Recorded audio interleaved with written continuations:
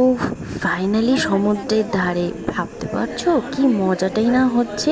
আমার তো প্রচণ্ড মজা হচ্ছে। পুরীর ভিডিওগুলো এখনও তোমাদের সাথে শেয়ার করলাম না, আর বকখালির ভিডিওগুলো শেয়ার করতে শুরু করেছি। ঠিক আছে বাপু, অত ভাবনার কিছু নেই। পুরীর ভিডিওগুলো এরপরে শেয়ার করে দেবো। এখন তো এনজয় করি, চলো সমুদ্রের একটু জলে খুব মজা করি চলো। তো মোটামুটিভাবে সমুদ্রের জলে তো নেমেই গেছি, বুঝতেই পারছো, কিন্তু তারপরেও কিন্তু কিছু কিছু জিনিস আমাদের একটু নিষেধ ছিল।